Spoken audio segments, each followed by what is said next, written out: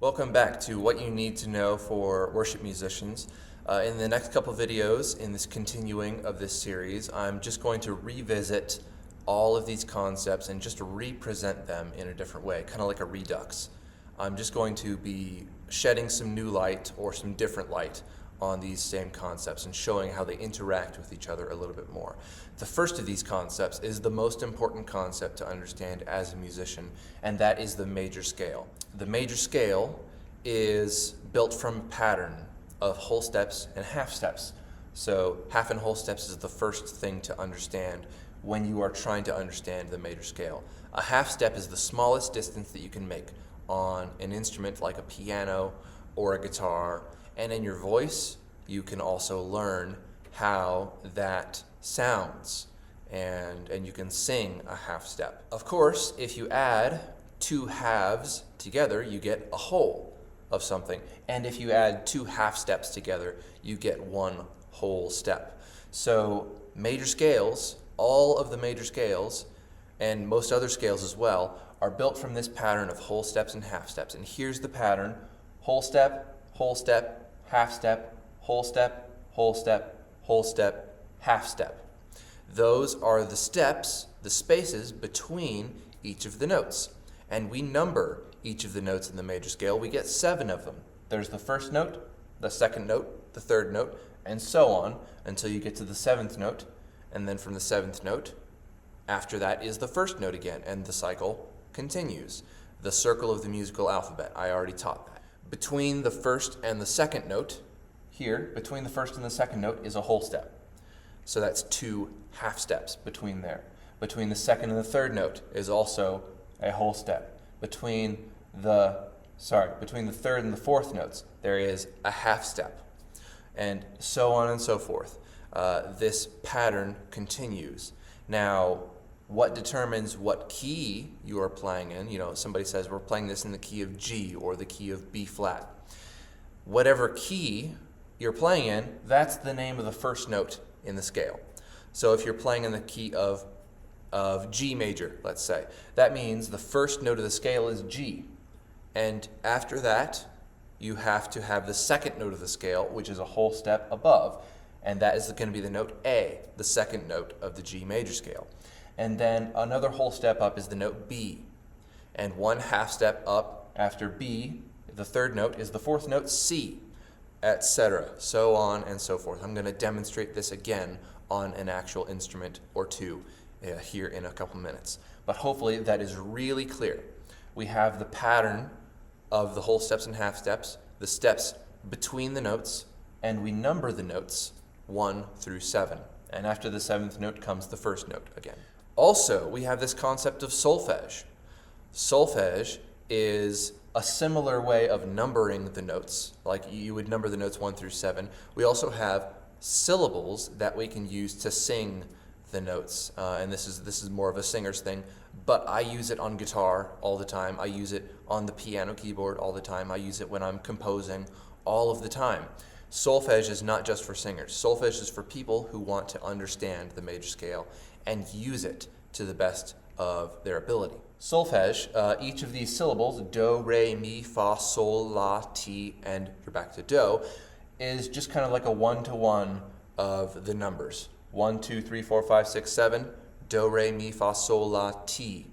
And then after 7 or ti comes 1, which is do again. There's all of the information. Now let's actually get to the demonstration part of this. Let's go to a piano and maybe a guitar, and we'll show what does it sound like, but also what does it look like to play a major scale.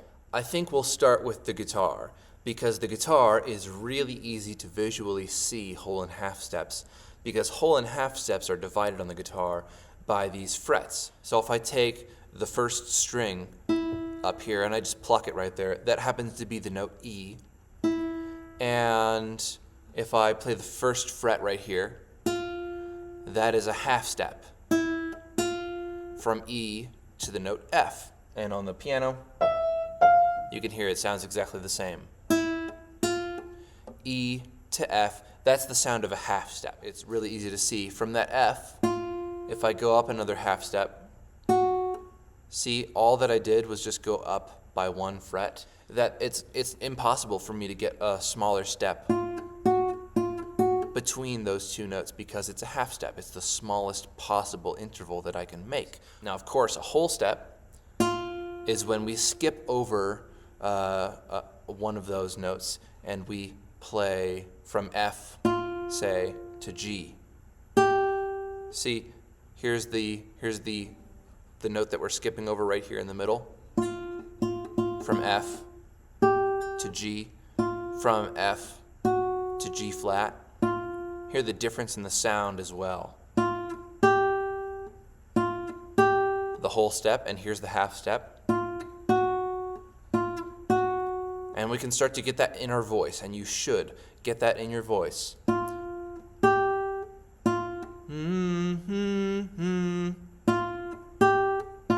Ah. And then the half step. Ah.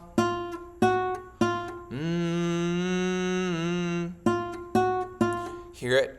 Hopefully you can hear that really clearly, and hopefully you can see visually really clearly what a whole and half step looks like and sounds like and feels like and all of that stuff. All right, now let's use the piano to more clearly demonstrate the major scale pattern. All right, here we are. Let's look at the concepts that we've learned in this video using the piano keyboard to see. Let's pick a scale, and we'll use the pattern of whole steps and half steps to mark it out and to play it and to find out what notes are in that scale. So let me just pick a note at random. We'll go B. Okay, that's what I randomly landed on. B. So B is the first note, or do. Do in solfege, it's the first note of the scale. Okay, and maybe right away you should try and start to sing that first note. Ah, ah, ah, ah, ah. You might find that you can sing it an octave higher, an octave lower. Play around with that and experiment with that kind of thing. Use your voice. It's very important to use your voice. And before I move on, actually I want to say, I want to just make sure I don't understate the importance of solfege. To me, solfege was instrumental in my understanding of the major scale and in learning the major scale and being able to use the major scale more effectively. Absolutely, I think you should just give it a shot. Some people say that it doesn't work for them, but it's okay if it doesn't work for you.